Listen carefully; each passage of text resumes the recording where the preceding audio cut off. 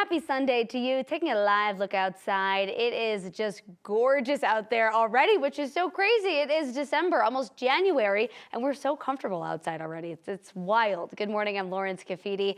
Thank you so much for joining us on this Sunday. Let's send it on over to Chris Bianchi for a look at what we have in store to cap the weekend off. Yeah, you said it there exactly right here, Lauren. It is going to be crazy warm. It is really warm outside right now, considering the fact that it is 8 a.m. on December the 22nd in Denver, Colorado. It's 46 degrees out at the airport. Downtown, I was just looking at our sensor here downtown. We're about 50 here at Spear and Logan. 50 degrees, just to repeat, 8 a.m. December the 22nd. Our average high temperature for today is 43 degrees. Yesterday, we were at 66. On Friday, we were at 68. And yesterday, we were warmer than most of Florida and most of Southern California.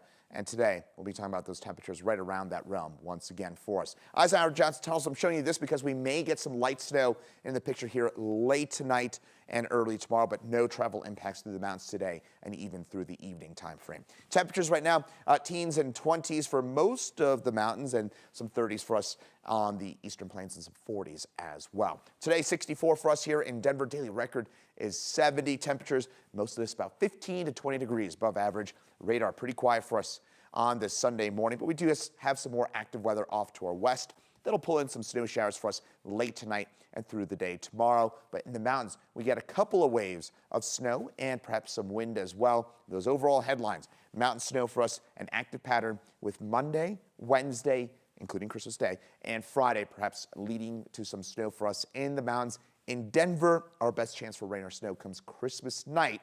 But if you're hoping for a white Christmas here in Denver, I'm going to be a little bit of a Grinch on that one. Not looking too likely. Maybe some rain, though. I'll have details on it for you in a couple minutes. Lauren. At least Santa won't have any trouble getting here. New this morning, 2 people are recovering after a Lafayette police cruiser crashed into a car. It happened Thursday night around 6:30 near Highway 287 and West South Boulder Road.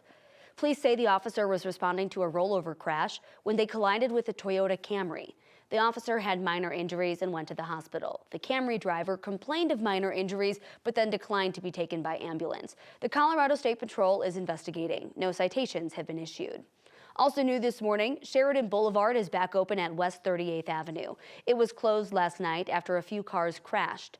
Wheat Ridge police say 3 people were taken to the hospital. We aren't sure how they're doing this morning. The crash and traffic team is investigating. A former Adams County Sheriff's Office division chief will lose his officer's certification and spend 2 years on probation. He pleaded guilty to his role in trading records fraud scheme as well as falsifying his own training records. Former Sheriff Rick Reigenborn, former Undersheriff Thomas McLallen, and former Division Chief Michael Bethel will all charged with criminally falsifying their own records instead of just doing the training. They missed out on lessons that teach officers how to make arrests and drive patrol cars safely. Bethel pleaded guilty to a felony forgery charge and 2 misdemeanors on Friday as a part of a plea deal. It required him to give up his state peace officer certification and prohibits him from being a peace officer in Colorado. He was also ordered to write a letter of apology to the Adams County Sheriff's Office. We're waiting on charges to be filed to learn exactly what happened, but we know a member of Jeffco Public Schools' executive leadership team was fired because of an active criminal investigation. David Weiss was the chief of schools, that's right under the superintendent and deputy superintendent. 9 News reporter Rhea Jha explains what we know right now. A man with a 21-year-long career erased completely from the Jeffco Public Schools website.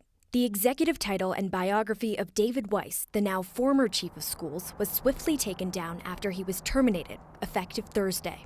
The Jeffco Sheriff's Office confirmed they have an open criminal investigation involving Weiss. They say since it's ongoing, they can't confirm any other details. According to his biography we found before it was taken down, Weiss's 21 years of experience in public education includes 10 years with Jeffco. Previously, he was an elementary school principal and assistant high school principal. Before that, 8 years teaching math and science at a Denver middle school. Other than the statement confirming his termination, the district has given 0 details about what's going on due to the investigation. Whatever it is, we do know that it was serious enough to prompt immediate action from the district. Again, no charges have been filed yet, so we really don't know the specifics about the type of crime that may have been committed. 9 News spoke with 2 school board members who told us about an email about Weiss's termination that was sent out to only principals in the district. They were not willing to share that email with us. Making national headlines, Democrats are now calling for legislative reforms after Democrats on the Judiciary Committee released a report this weekend describing alleged ethical lapses by the justices. Senate Democrats say the Supreme Court has an ethical crisis. The 95-page report accuses the justices of being lax in identifying conflicts of interest that should cause them to excuse themselves from a case. One example in that report criticizes Justice Clarence Thomas of failing to recuse himself from cases involving the January 6th attack on the Capitol because of his wife's support for then-President Donald Trump's efforts to overturn the 2020 election results. President-elect Donald Trump has named Chad Mizell as his pick for Chief of Staff at the Department of Justice. Trump shared a statement on social media congratulating Mizell on the nomination. This is Mizell's second time working under a Trump administration. He previously served as General Counsel and Chief of Staff at the Department of Homeland Security. Mizell will work with the President-elect's Attorney General nominee, Pam Bondi.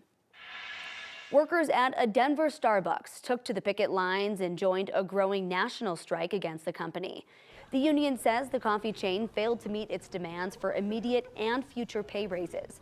They're also claiming unfair labor practices. The strike started in Chicago, Los Angeles, and the company's hometown, Seattle, and it's expanded here to Colorado, Columbus, and Pittsburgh.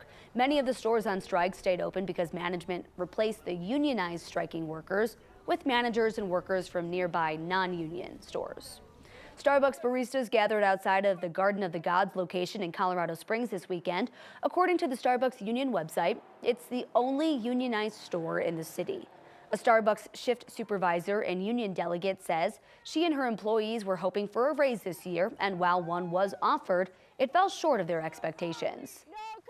They just offered us, essentially for some of us, a 15-cent raise. It doesn't feel fair. I know that myself and my partners who are in here every day serving our wonderful customers and giving the Starbucks experience too, we are worth way more.